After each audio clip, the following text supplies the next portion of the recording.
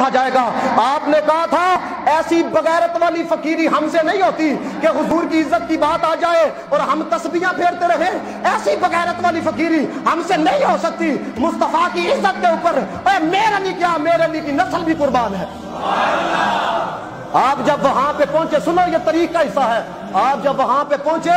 مرزائیوں نے بہت زور لگایا کہ غلام احمد قادیانی آئے مناظرے کے لیے، لیکن غلام احمد قادیانی کی کہندا ہے پیغام دے اندر جدو نہیں آیا، کہتا ہے مجھے یہ پتا چلا ہے میر علی شاہ صاحب کے ساتھ نا وہ بارڈر کے کچھ پٹھان آیا تو مینوں پھاڑ کے بھنڈوکیں گے،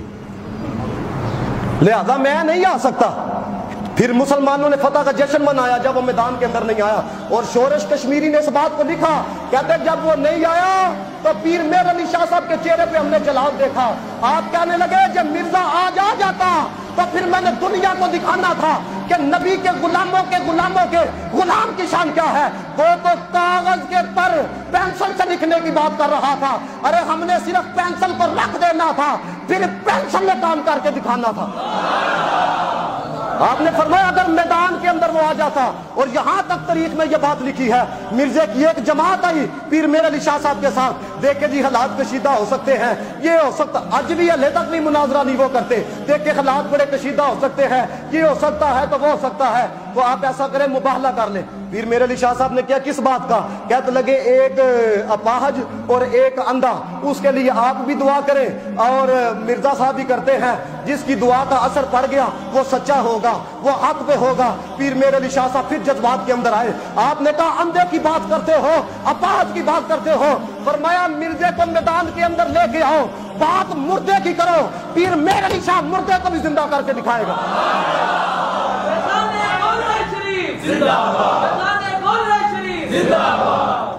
آپ نے فرمایا کون سی بات کرتے ہو، اور پھر آپ کو پتا ہے کچھ احباب ہم جیسے بھی تو ہوتے ہیں نا، دیکھو جی ایڈا وڈا دعویٰ کر چھڑے ہے تو صرف بات ہی کی تھی، کسی نے کہا پیر میر علی شاہ صاحب سے حضور ایڈی وڈی گل کی تھی کہ مردے کو لے کے آؤ وہ بھی زندہ کیا جائے گا، کہنے لگے میں نے تھوڑا کہا تھا، کملی والے نے کہا تھا، کہنا تیرا کام ہے کرنا رب کا کام ہے۔ میرے آقا کی شان والا جیسا کوئی نہیں کائنات کے اندر، نہ تھا نہ ہے نہ ہوگا، مل کے پڑھنا جے میرے نال، کوئی مثل مصطفیٰ کا، باہر والے بھی بولو ذرا، کوئی مثل مصطفیٰ کا کبھی تھا نہ ہے نہ ہوگا، کسی اور کا یہ رتبہ کبھی تھا نہ ہے نہ ہوگا، کسی اور کا یہ رتبہ کبھی تھا نہ ہوگا، کسی اور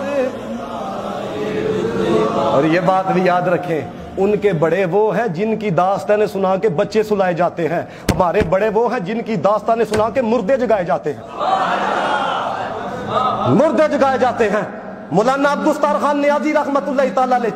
یہ محمد عربی کے کیسے غلام تھے؟ پرویز کندھار کہتا مجھے اوپر سے آرڈر آیا عبدالستار خان صاحب نو گرفتار کر کے نا تے تسی چھانگا مانگا دی طرف لے جاؤ تے ٹھنڈے پانی چ گوتے بھی لواؤ تے مارو بھی۔ اب داڑھی کی حیا آ گئی، پرویز کندھار کہتا ہمیں داڑھی کی حیا آ گئی، اسی کیا مولانا صاحب ہم آپ کو مارتے نہیں، لیکن جدو وڈے افسر آن گے نا، کیونکہ قیدا ختم نبوت پہ آپ نے پہرا دیا، پھانسی کے پھندے کو چوما، جب بڑے آئیں گے نا تے تسی بس درد والی آوازاں کڈنیاں نے، ہائے میں مر گیا، ایہو جی آوازاں کڈنیاں نے۔ مولانا عبدالستار خان نیازی رحمت اللہ تعالیٰ علیہ، ارے حضور کے عشق کے اندر جو مار پڑے اس سے اچھی مار کون سی ہو سکتی ہے؟ مصطفیٰ کے عشق کے اندر جان چلی جائے اس سے اچھا جانا کیا ہو سکتا ہے؟ آپ نے کہا مینوں مارنا جے تے مانو مصطفیٰ دا غلام جھوٹ نہیں جے بول سکتا،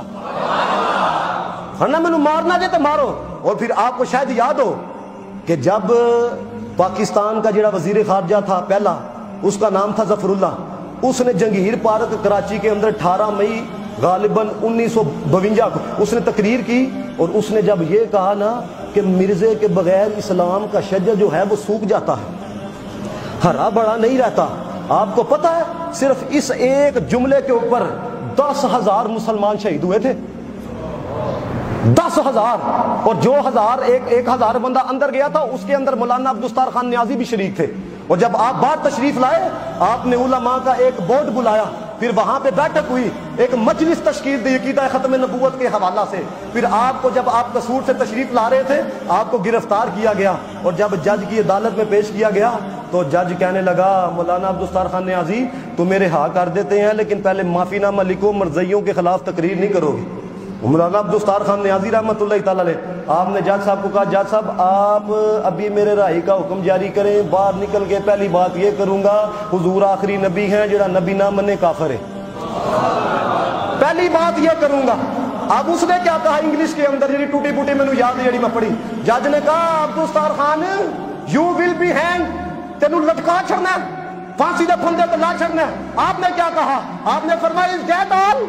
بس اتنا ہی، وہ لٹکانے کی بات کر رہا ہے، ہم تو مصطفیٰ سے اتنا پیار کر چکے ہیں، رب ہزار جانے دے، ہزار مرتبہ بھی مصطفیٰ کی جان نام پہ قربان ہونا پڑے، ارے نیازی کو وہ بھی قبول ہے. اس لیے ہم جانتے ہیں جو ان سے نام پہ فدا ہو کے دنیا سے چلا جاتا ہے، ارے دنیا میں بھی نام باقی رہے گا، اور کل قیامت والے دن مصطفیٰ بھی کہیں گے وہ دیکھو ہمارا غلام آ گیا ہے.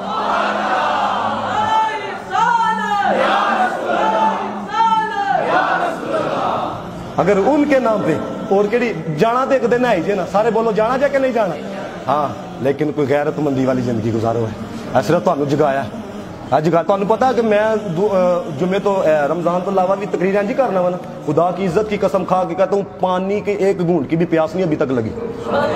میں خدا ہو سکتا ہے تمہیں روزہ لگ رہا ہے لیکن مجھے روزہ نہیں لگا. کیوں؟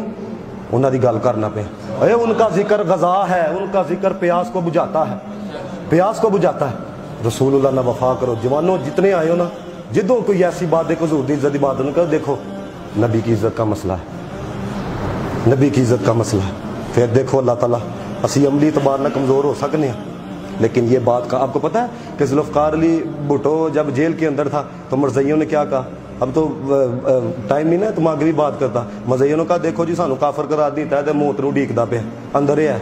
تو کرنل رفیع الدین نے یہ کتاب لکھی کہ بھٹو کے آخری 323 دن، اس کے اندر اس نے لکھا، اس نے کہا میں بھٹو کے پاس گیا اور میں نے کہا وہ قادیانی تو یہ کہتے ہیں بھٹو مسکرایا اور مسکرا کے کہنے لگا میں گناہ گار ضرور ہوں لیکن مجھے پتا ہے کہ یہ جو میں نے صرف ایک عمل کیا ہے نا، اپنے سچے رسول کے دشمنوں کو میں نے جو کافر قرار دیا ہے، اس عمل کی وجہ سے اللہ تعالیٰ میری بخشش فرما دے. اور